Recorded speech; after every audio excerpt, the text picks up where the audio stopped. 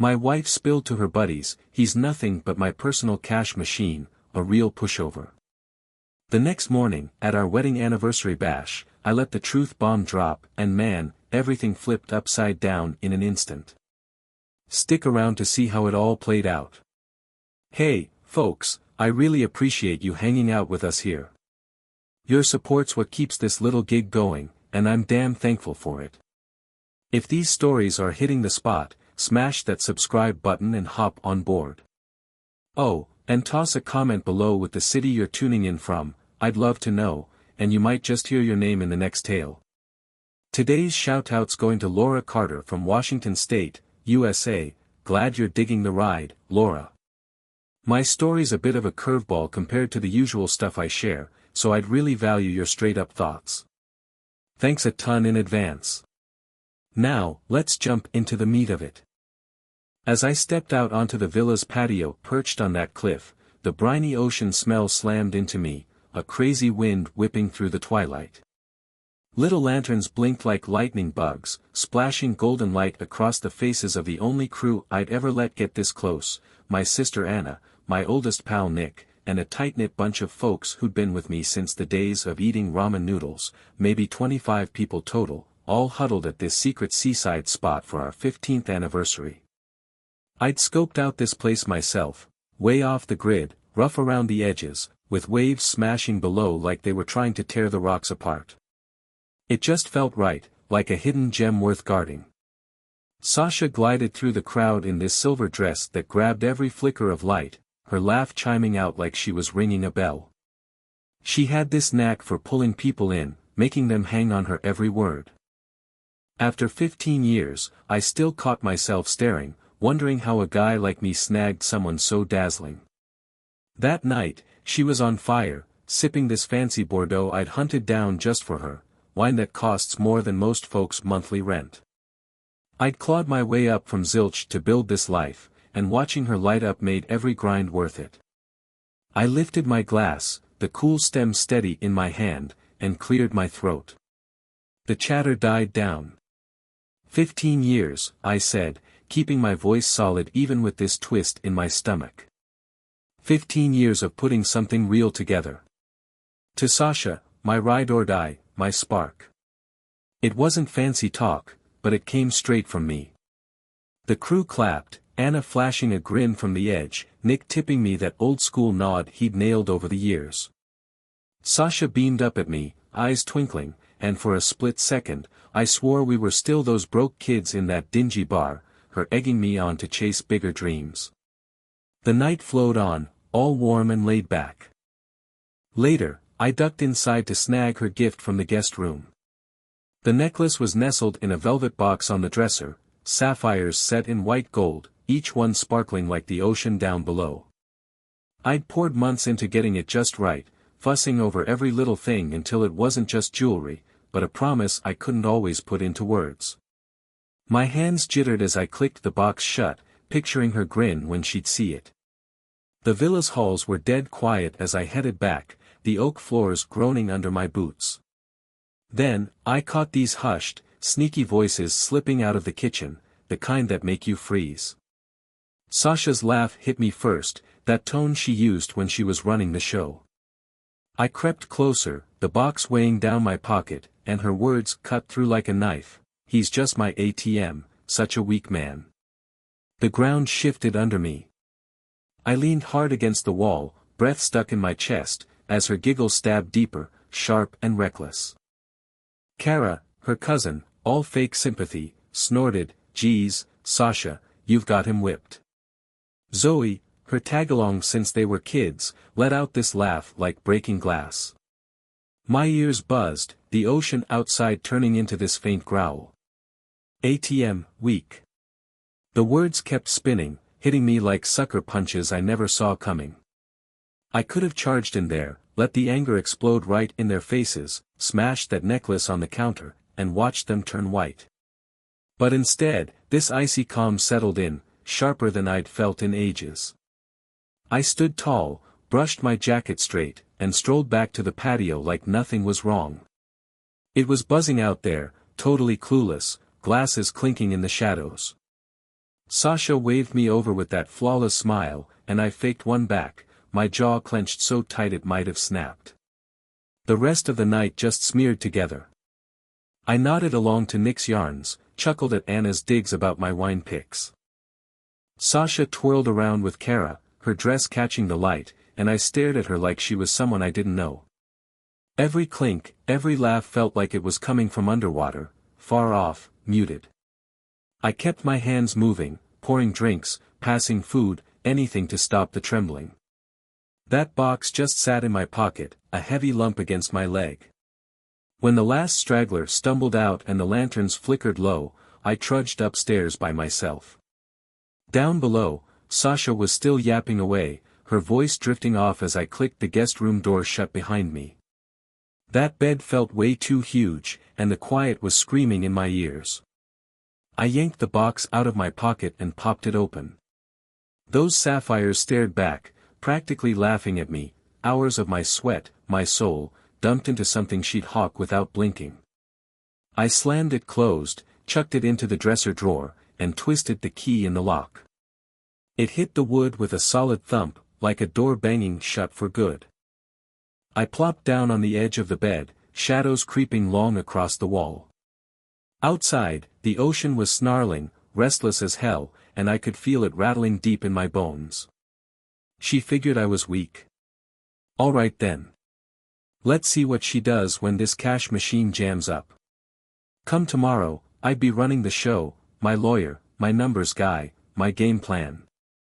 She'd stacked her fancy life on my shoulders, but I was done hauling it around. The villa was hushed now, but by morning, she'd feel the earth move, and I'd still be standing tall when it settled. A thick fog rolled in that next morning, wrapping the villa up like a heavy blanket. I snapped awake before the sun even thought about rising, my brain spinning while my body stayed glued to the mattress. The guest room smelled like cedar and salty air, the ocean sneaking in through a cracked window.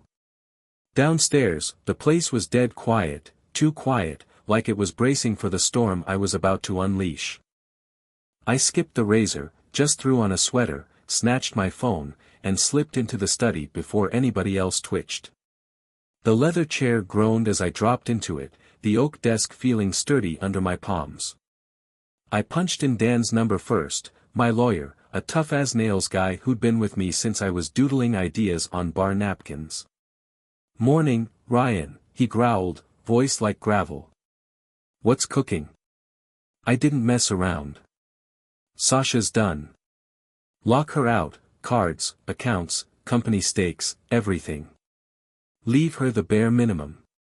He went quiet for a beat, then let out a raspy laugh. "High time, man. It'll be bolted shut by noon." Next up was Laura, my accountant. She didn't pry, just jotted it down and swore it'd be handled. I hung up, kicked back in the chair, and let the silence sink in. It was locked in. The fog smashed up against the window, turning everything outside into a blurry gray mess. I'd built this whole damn life, every buck, every handshake, every night I didn't sleep, and she turned it into her little joke. Just my ATM. Those words chewed at me, a thorn I couldn't yank out. Weak? I dragged myself out of a rotting duplex, spun nothing into millions, and she had the nerve to call that weak? My fists tightened, nails digging into my hands. She'd get the picture soon enough. Upstairs, I heard footsteps thumping, Sasha, probably dragging herself to the coffee pot. I didn't budge, letting the villa stir awake. Anna was banging pots around in the kitchen, humming some tune she couldn't carry. Nick's gravelly laugh rolled in from the porch. He was probably nursing last night's hangover with a mug. The rest, Kara, Zoe, were still shadows holed up in their rooms. Didn't matter to me. This was her reckoning. By 11, it all blew up. I was nursing a cup of coffee, bitter as hell, hot enough to sting, when Sasha's voice sliced through the air. "What in the world?" She came barreling downstairs, phone gripped tight, her silver robe flapping around her. She'd been scrolling, probably trying to snag some overpriced purse, when the card got rejected. I watched from the couch, half tucked out of sight, as she stabbed at the screen, spitting curses under her breath. "Stupid bank, do something, Ryan," she barked when she clocked me. Her hair was a wreck, mascara smeared, but that high and mighty attitude hadn't skipped a beat. I took a long, slow sip, letting the burn hit my tongue. "Do something about what?" My voice came out even, measured. She shot me a glare and shoved the phone in my face. "My card's toast. Call somebody, now." Anna and Nick were watching from their spots, Anna by the kitchen door, Nick propped against the porch frame. I set the mug down, locked eyes with her. "Your ATM's busted, Sasha. Sort it out yourself." Her face locked up, mouth hanging open like I'd smacked her, then she let out this shaky, fake laugh. "What are you going on about? Quit the theatrics and call the bank." I didn't flinch. "It ain't the bank. It's me. You're shut off." The words dropped like bricks into calm water. Her eyes flicked around, hunting for a weak spot, but I'd thrown up walls she couldn't scale. "You can't pull this," she screeched, her voice bouncing off the glass. "This is my life too." She stepped in close, that lavender perfume, the one I'd grabbed in Paris, hitting me like a memory. "Ryan, come on, whatever's eating you, we can hash it out." I stood up quick, cutting her off, the mug teetering on the table. "Hash it out? Like you did last night? He's just my ATM, such a weak man." Her breath snagged, face going pale. She hadn't figured I'd overheard. Anna coughed, a smirk tugging at her lips. Nick mashed out his cigarette, muttering, "Well, hell," scratching his stubble. Sasha's head snapped toward them, then back to me, panic sprouting fast. "I didn't mean it, it was just dumb talk, you know me." I threw up a hand. "Save the excuses.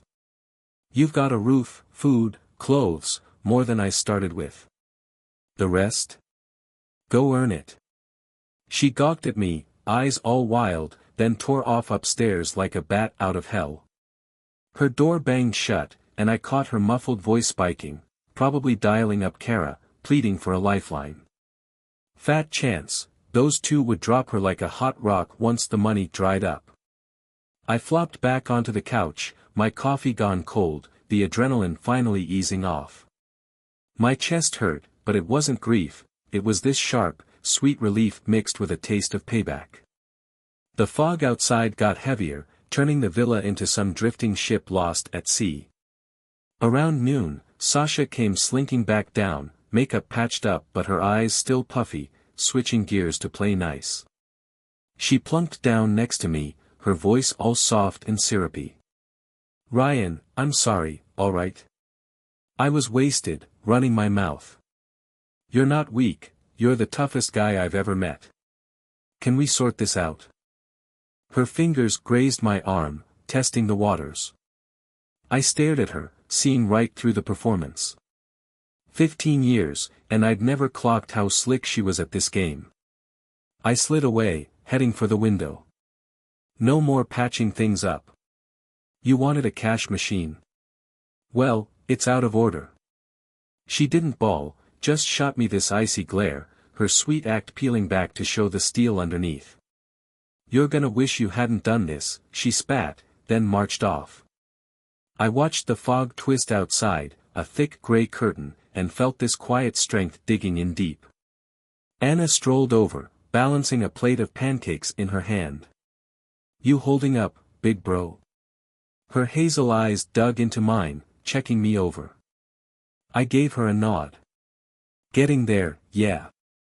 She flashed a grin, shoving a bite in her mouth. "About time.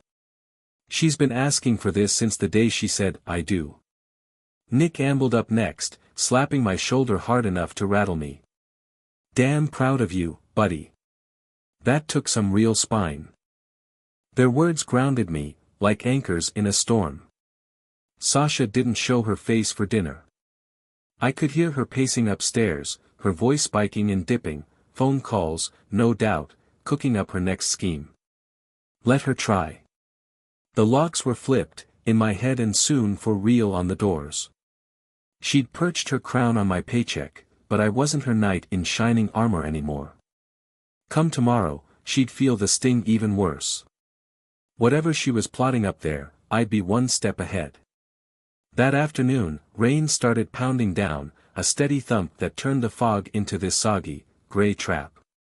It boxed us in, me, Sasha, Anna, Nick, and a few hangers-on too blitzed or too curious to bail. The air reeked of wet wood and stale coffee, heavy with a hush where every floorboard creak sounded like a rifle shot.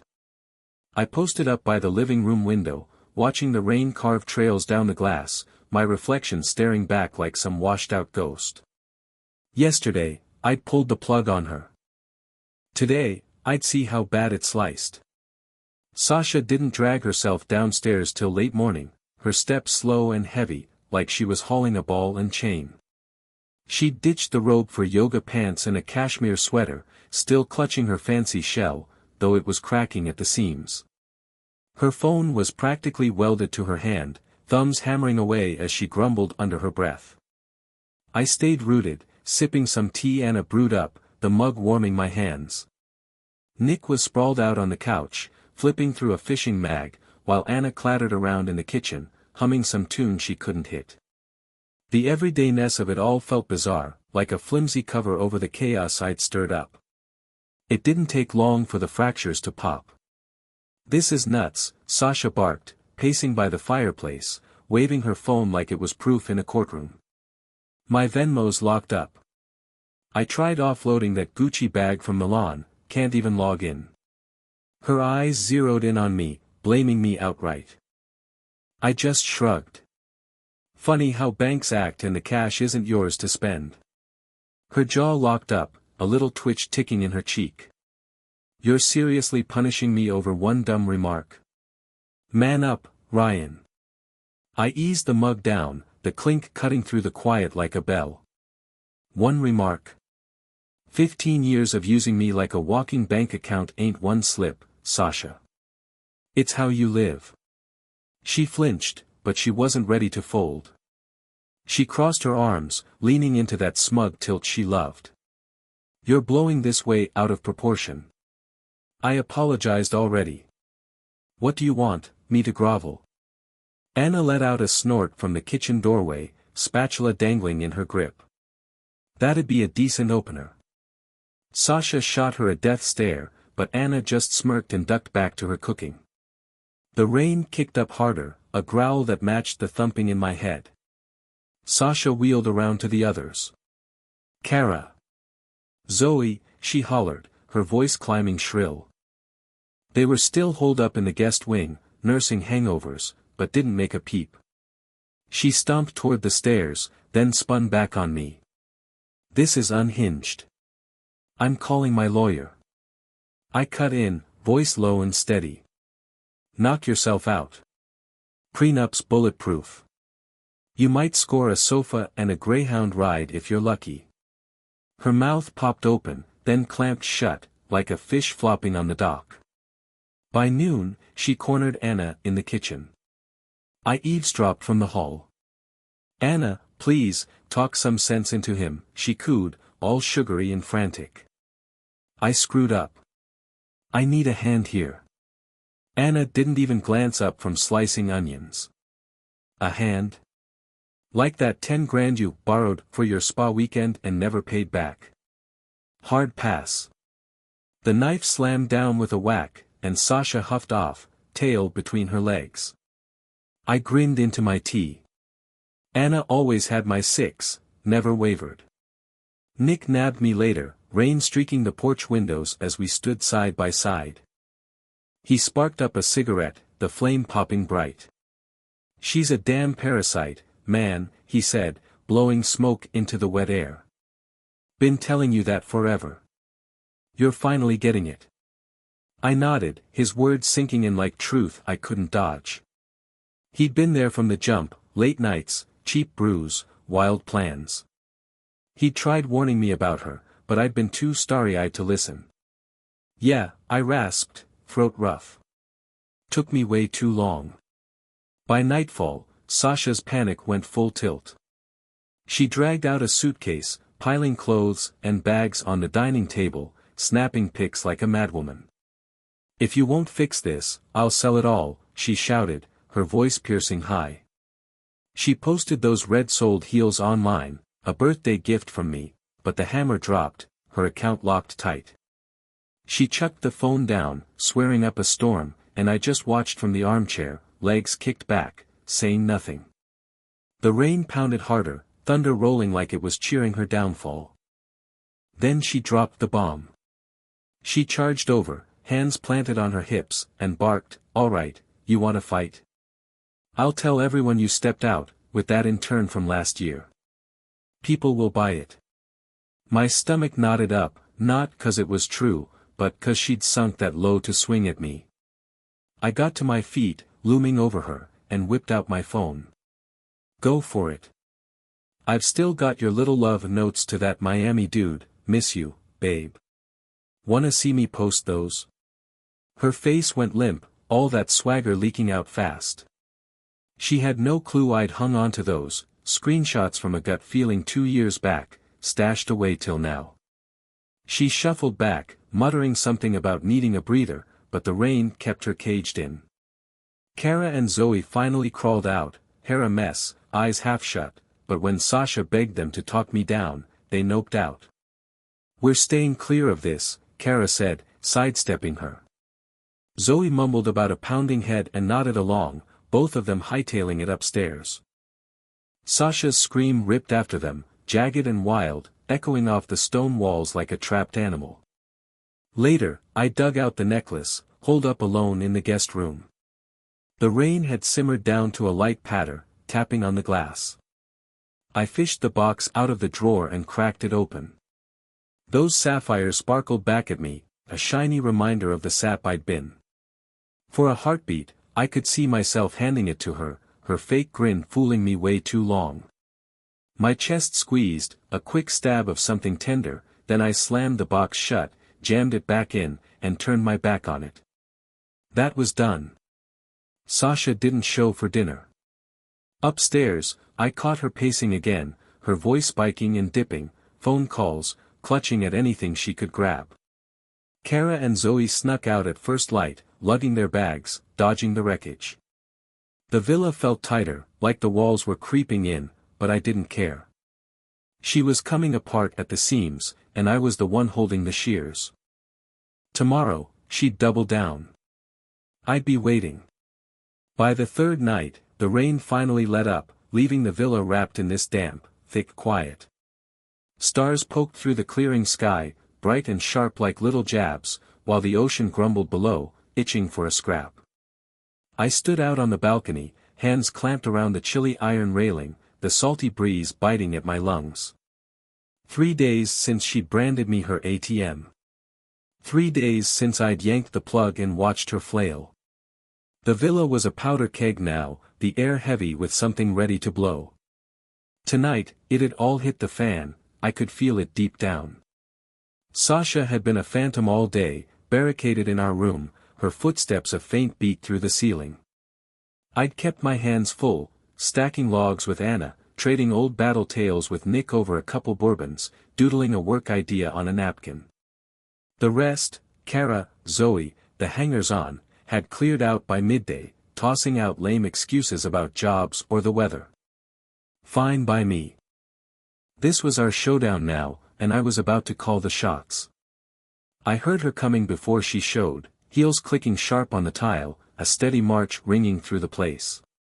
She stepped into the balcony doorway, framed by the living room's warm light, her shadow cutting a bold line. She'd geared up for war, black dress hugging her tight, hair pinned high, lips painted blood red. For a split second, I saw that dive bar girl again, all spark and big promises.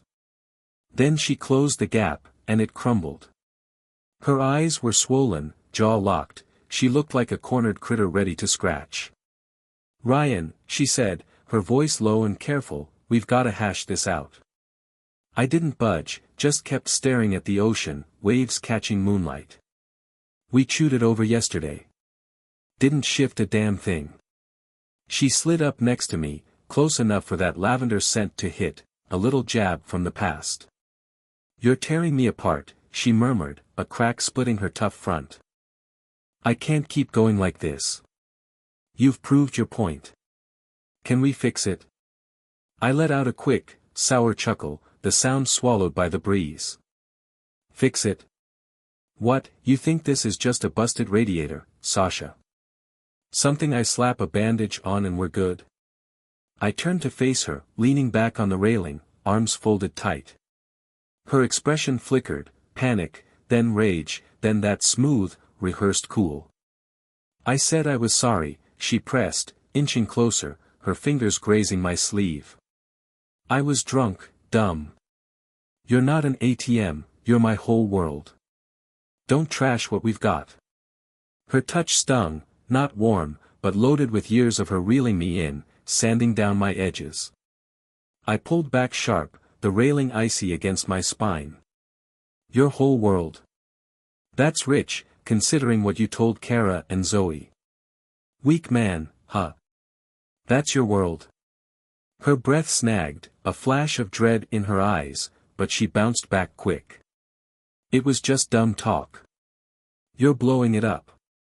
You know I'm crazy about you." "Enough." My voice sliced through, solid as rock. "You don't care about me. You're hooked on what I hand over, the villa, the fancy wine, the designer haul. That's finished. What's still here?" She froze, lips parting, but no words came out.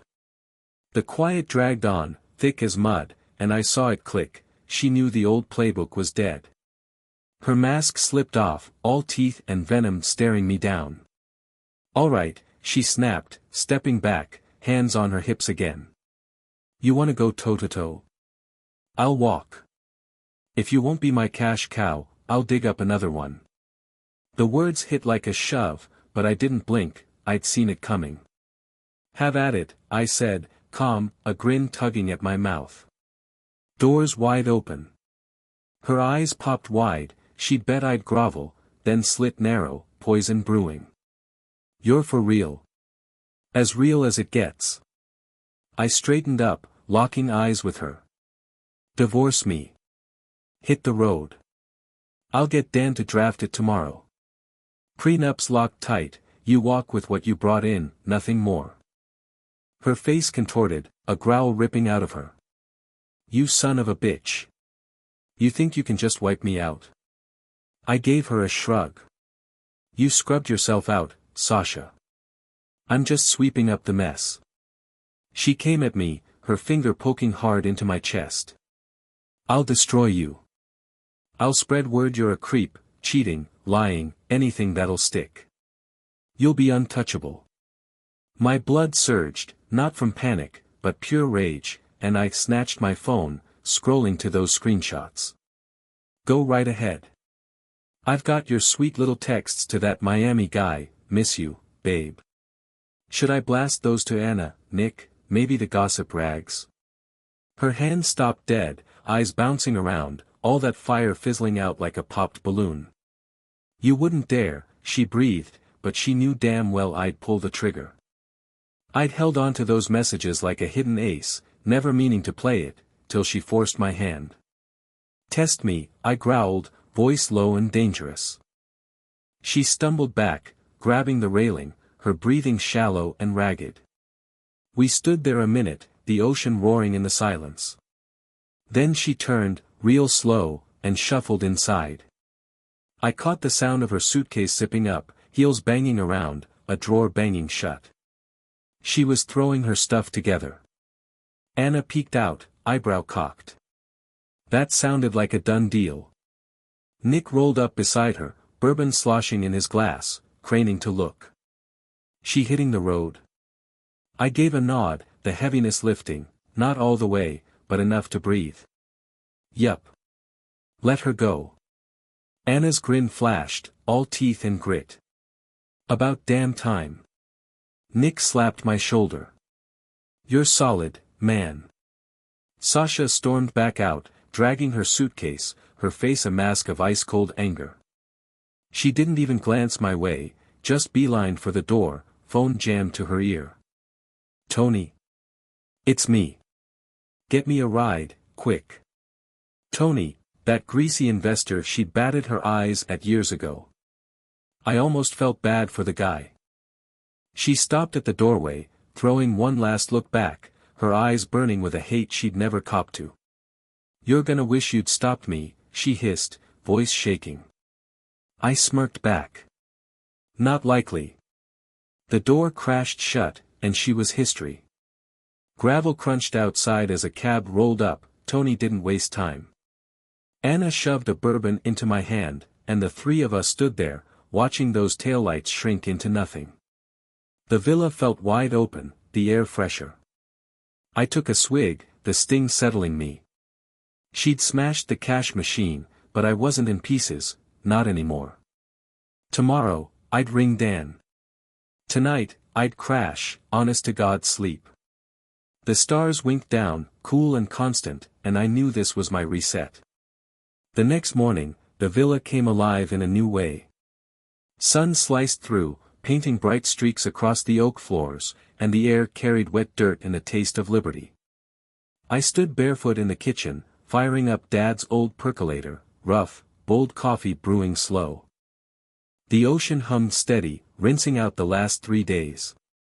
Anna wandered in, hair a tangled nest, grinning wide. "She's gone for real, huh?" she said, snagging a mug.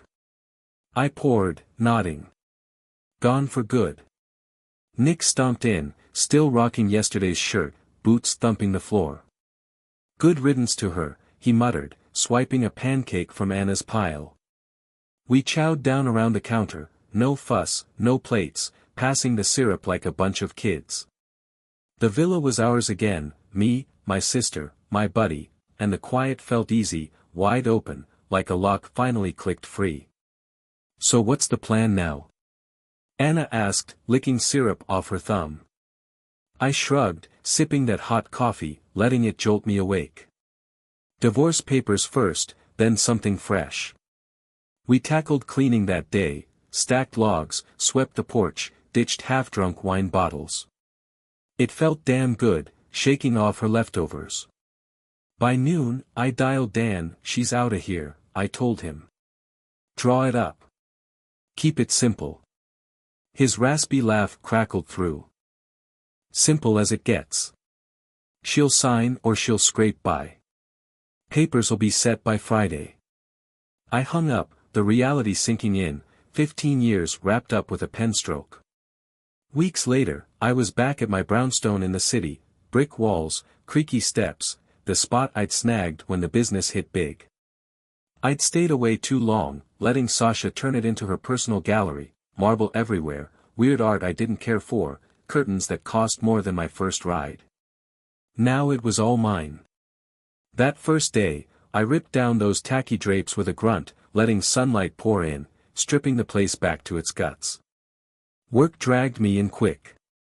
Greg, one of my crew, had a son, Luke, barely 20, all gangly and gutsy, pushing a solar startup idea, clean power for regular folks, not just the corporate types.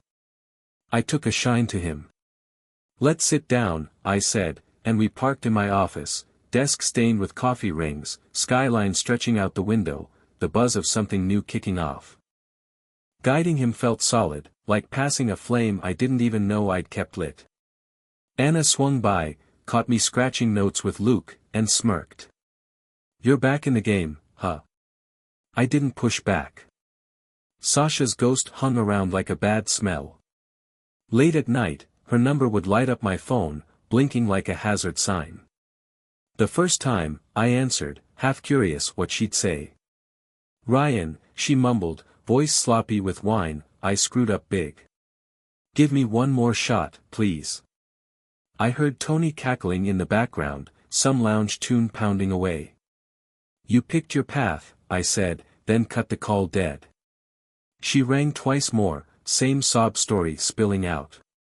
I just let it buzz, unanswered.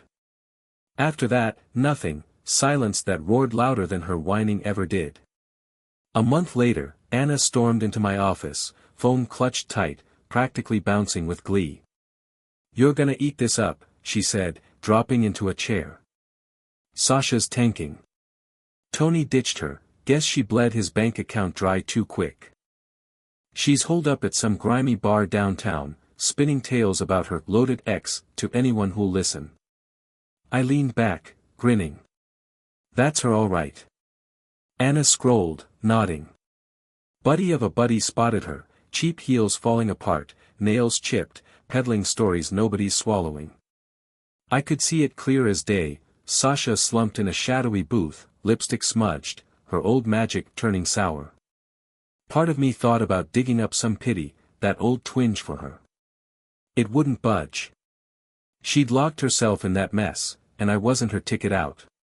She'll bounce back, I muttered, mostly to myself. Always has. Anna let out a sharp laugh. Not this round. She's fresh out of chumps to con. The calls dried up for good. I threw myself headlong into Luke's gig, polishing his pitch, roping in backers. We'd hole up at this diner, menus sticky with grease, coffee that never ran out, crunching numbers till the clock struck midnight. It took me back to the grind with Nick, that raw drive, the hustle.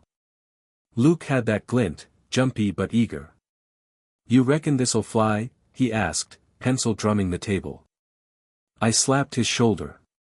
It'll fly if you push it. I've got your back. His grin hit me harder than any contract win. Then the divorce papers landed. Dan dropped them off, a fat manila envelope stuffed with legal jargon. She signed, his note read. No pushback. Tony wasn't the cash cow she banked on. I flipped through, spotting her shaky scribble. Thanks, Dan, I said under my breath, shaking my head. Free. It sank in like a long, clean pull of air, crisp and real. That night, I strolled to the diner, ordered a burger, and ate slow, soaking in the city's hum. Anna shot me a text, another Sasha sighting, this time at a bus stop, bickering with some dude in a tacky suit. I chuckled low. Some machines crap out quicker than others, I mumbled, chomping down. The burger was messy, juicy, just right, and all mine. No baggage, no drag, just me and the night, a trail-eyed blaze myself. Luke's big pitch was tomorrow. I'd be there, front and center, rooting for him like I'd once rooted for myself. Sasha was fading into the rearview, a specter losing steam. I finished up, left a fat tip, and stepped out into the crisp air. The stars shone sharper, nearer. I was through glancing backward. Spring rolled into the city like a quiet vow, warmth creeping in slow, then bursting wide open. I woke early in the brownstone, sunlight streaming through naked windows, no trace of Sasha's overpriced drapes, just bare glass and the street stirring awake.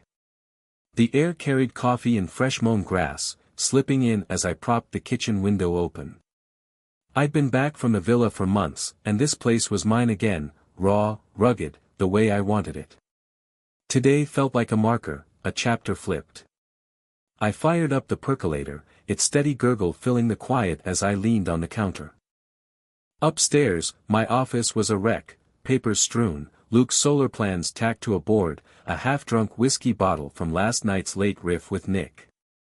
The kid's big moment had blown up like fireworks, investors jumping in, hands shaken, his grin lighting up the joint. I'd parked myself front row, quiet but damn proud, that old spark flickering back. Helping him wasn't just a sidetrack, it was something firm, something worth it. Anna hit the buzzer at 10, her knock cutting through sharp. I swung the door open to her in jeans and flannel, hauling grocery bags. Dinner's on tonight, she declared, barging past me. You're the host. Nick's in. I cocked an eyebrow, grabbing a bag, spuds, garlic, steaks. What's the big deal? She kicked the door shut, grinning. You being you again. Plus, I owe you a birthday present. I snorted, dumping the bag on the counter. Birthday's 3 months off. She brushed it off with a wave. Near enough. We cooked all afternoon, the kitchen thick with sizzling steak and rosemary bite. Nick rolled in at 6, boots beat up, bourbon bottle swinging. To fresh starts, he toasted, pouring us 3 shots. We clinked glasses, the amber glinting, and it hit me, something locking into place, solid as hell. The table was banged up, chairs a mismatched crew, but it was ours. Anna plated the steak, Nick spun some goofy fishing tale, and I laughed, deep, real laughter, for the first time in ages. Halfway through dinner, I dug out the necklace. I'd stumbled across it last week, stashed in that drawer since the villa days, sapphires shining like icy drops. I pushed the box over to Anna. "Early birthday to you," I said, my voice gravelly. She flipped it open, eyes popping wide before going soft. "Ryan, this thing's," I cut her off with a shake of my head. "Used to be. It's yours now." She slid it on, the blue popping against her flannel, then tackled me with a tight hug. "You're a damn fool," she mumbled, grinning. Nick hoisted his glass high. "To kin." The night rolled on, warm and loose. We spilled out onto the stoop, the city buzzing, cars cruising, kids hollering, a mutt yapping somewhere. The bourbon went down easy, the cool air brushing my face. Anna kicked back, the necklace glinting under the street lamp. "Any word from her lately?" she tossed out, light but sharp. I smirked, twirling my drink. "Not since that bar tale." "You?"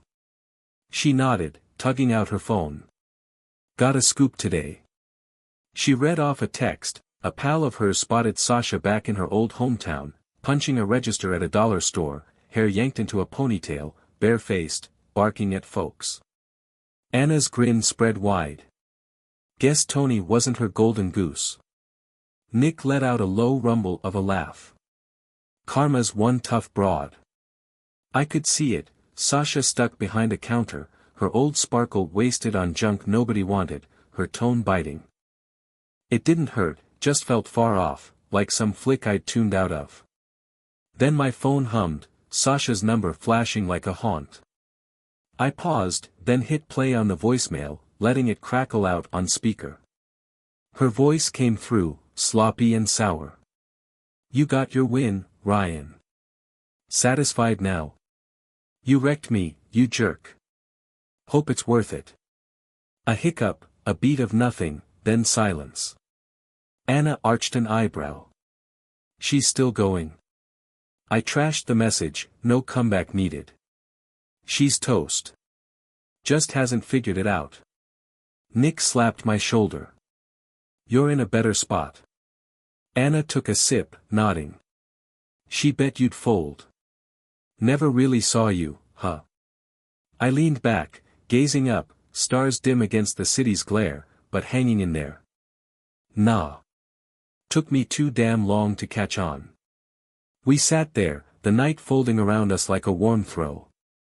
Sasha's voice got swallowed up, lost in the city's heartbeat. The next morning, I linked up with Luke at the diner. He was wired, fresh off sealing a deal, tie all lopsided. "We've got the cash," he said, sliding into the booth. "Your shove made it happen." I grinned, flagging down some coffee. "You pulled it off." I just gave a nudge. We chewed over the next moves, prototypes, a warehouse he'd checked out, the works. The kid had that flame, the kind I'd let dim and then sparked again through him. "You're not bailing on me, right?" he asked, half kidding. I gave a nod. "I'm here as long as you want me." Weeks turned into months. I grabbed a roller myself, slapped blue paint over Sasha's cold white walls in the brownstone. Luke's outfit soared, a headline dubbing him the next big thing. I framed it, stuck it up beside my old doodles. Anna rocked that necklace at every dinner we threw. Nick hauled in bourbon, and we fell into a groove, solid, steady days. Anna picked up a whisper. Sasha had bolted west, chasing some new sucker, but it flopped. She was vapor, drifting off. One night, I stepped out, the air sharp with fall creeping in.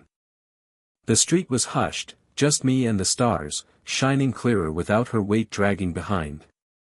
I wasn't anybody's cash machine, not hers, not a soul's. I was Ryan, brother, buddy, guide, just me. The villa felt like ancient history, that balcony a mark that had toughened over. I sucked in a deep breath, the city thrumming, and cracked a smile. The path was mine, stretched out wide, and I was taking it my way. So, that's my tale, busting loose and starting fresh. What about you? Ever had to smash your own ATM and rebuild from scratch? Toss it in the comments, I'd love to hear your spin. If this rang true for you, slap it a thumbs up and hit subscribe for more stories like it. Your road's out there, go grab it. Catch you next time.